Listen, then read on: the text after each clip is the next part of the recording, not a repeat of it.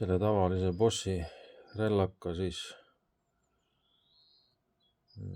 häda on selles samas asjas siin. Siin on mul tellitud terve komplekt. 2 laagrit on siin taga, ees.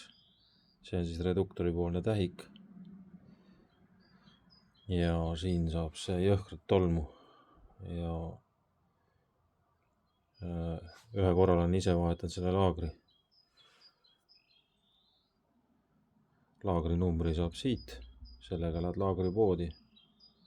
Ja antakse sul täpselt samasugune laager põhimõtteliselt. Kindlasti peab ta kinnine laager olema, nagu siin ongi, aga millegipärast tolm pääseb sinna sisse ikkagi. Ja muidugi need laagrid on jube väiksed ka, et tõenäoliselt on ka see üks häda, et miks nad nii ruttu läbi lähevad. Aasta kestab selle kivitööga ära.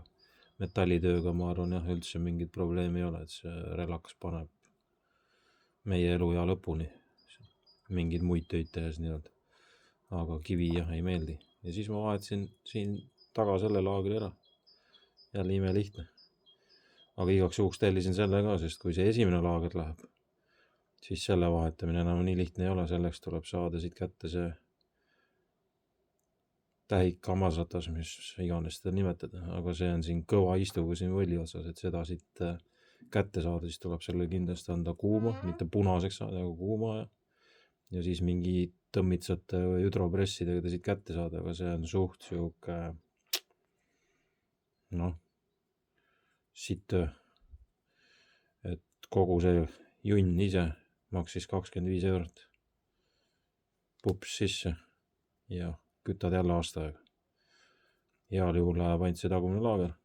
See laager maksab kopikaid. Ma arvan, et see ei olnud isegi eurot äkki või oli euro. Ja läheb jälle edasi.